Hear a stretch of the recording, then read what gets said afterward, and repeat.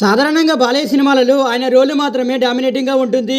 అఖండ, వీరసింహారెడ్డి, భగవంత్ కేసరి ఇలా ఏ సినిమా చూసినా బాలయ్య పాత్రను నెక్స్ట్ లెవెల్లో అయితే ప్లాన్ చేశారు. అయితే బాలయ్య బాబీ కాంబో సినిమాలో మాత్రం Bobby Deol role hero role కంటే పవర్ఫుల్గా ఉంటుంది అని అర్థమవుతుంది.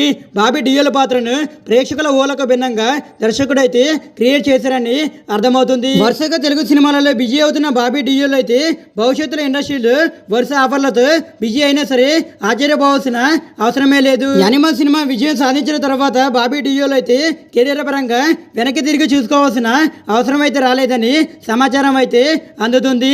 బాలయ్య బాబీ సినిమాకు సంబంధించిన త్వరలో క్రేజీ అప్డేట్లు అయితే రానున్నాయని అర్థమవుతుంది. స్టార్ హీరో బాలయ్య అదిరిపోయే కథలను ఎంపిక చేసుకుంటూ విజయం దిశగా అయితే ప్రయాణాన్ని కొనసాగిస్తున్నారు. 60 ఏళ్ల వయసులో కూడా బాలయ్య వరుస విజయాలను సొంతం చేసుకునేలా కెరియర్ అయితే ప్లాన్ చేసుకుంటున్నారు. బాలయ్య పెద్ద హీరోలలో రెమ్యునరేషన్ పరంగా కూడా టాప్ లోనే ఉన్నారని సంగతి తెలిసింది.